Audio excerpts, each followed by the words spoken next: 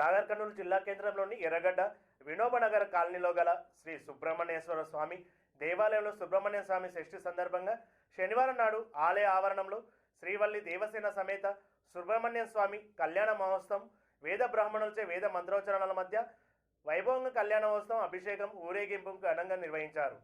ఆలయ ప్రధాన అర్చకులు నార్వే వెంకటేశ్వర శర్మ మాట్లాడుతూ శనివారం నాడు శ్రీవల్లి దేవసేన సుబ్రహ్మణ్యేశ్వర స్వామి వార్ల ఉత్సవ విగ్రహాలు ఆలయ ధర్మకర్త బోధానం సుబ్బారావు ఇంటి నుండి పల్లకి సేవలు ఇంపుగా ఆలయం వరకు భక్తి శ్రద్ధలతో చేశారు. సుబ్రహ్మణ్యేశ్వర స్వామి మహిళల కోలాట బృందం సభ్యులతో భక్తుల కోలాటలతో పల్లకి సేవ ఘనంగా నిర్వహించినట్లు తెలిపారు.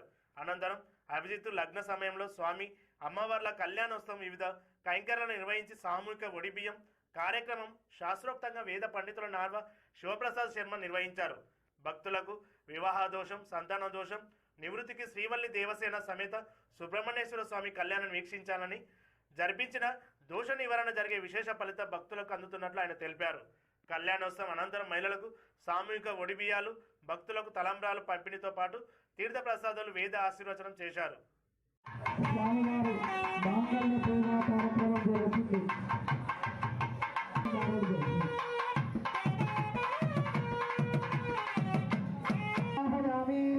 మాంగళ్య దేవత లక్ష్మీ మావాహయామి